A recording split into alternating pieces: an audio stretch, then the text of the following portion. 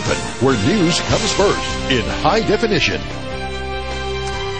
Good evening. Thanks for joining us tonight. I'm Joe Hart. And I'm Shelby Sheehan. This afternoon, we received a call from a viewer who said a business near downtown Reno was flying a Mexican flag above an American flag, which in fact is illegal. This after photos and comments about the flag were posted on Craigslist as early as 11:30 this morning. When we were able to have a photographer go and check everything out, we found the story to be true. It also didn't take long before the situation provoked a strong reaction. We're now going to show you, unedited, just what happened.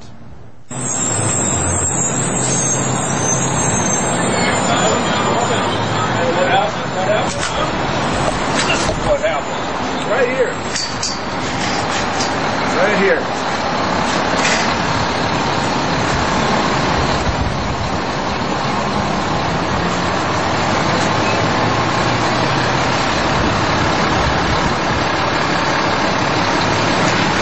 That is what happened. Right there. I'm Jim Brossard, and I took this flag down in honor of my country with a flag, with a knife from the United States Army. I'm a veteran. I'm not going to see this done to my country. If they want to fight us, then they need to be men, and they need to come and fight us. But I want somebody to fight me for this flag. They're not going to get it back.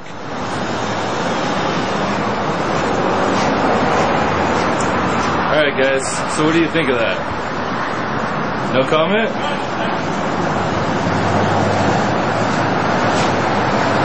What do you think of that? What are you trying to accomplish, at least? Anything?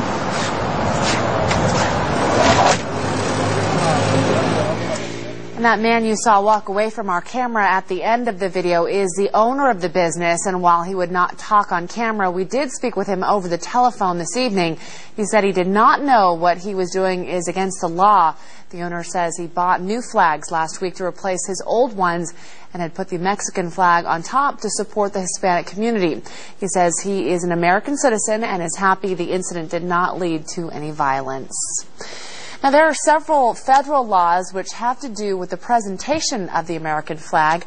According to federal law, it is illegal to fly any flag above an American flag on the same pole.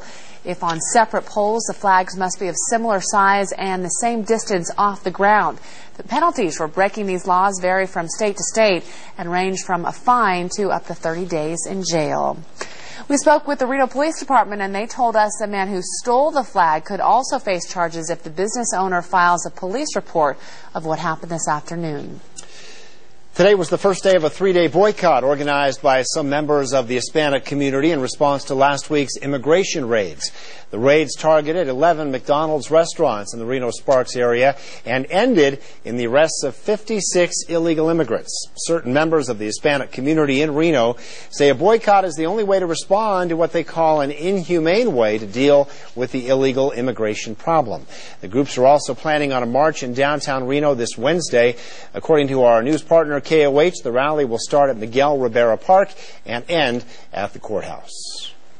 Nearly 200 state laws passed during the last legislative session took effect today. The laws range from guns to graffiti. News 4's Liz Wagner joins us now in the studio to explain some of the most stringent ones. Liz? Well, Shelby, local law enforcement are celebrating new laws that will make it easier to prosecute internet predators. I spoke with a detective from the Sex Crimes Unit of the Washoe County Sheriff's Office who maintains technology is making it easier to prey upon kids. Chances are your child knows how to navigate the internet. Sexual predators do too. But a new law will make it easier for detectives like Dennis Carey to nab people who go online to hook someone they think is a minor, but turns out to be an investigator. The previous law did not factor in intent. That tied law enforcement's hands to a certain extent by unable to do proactive investigations where undercover officers might pose as a child.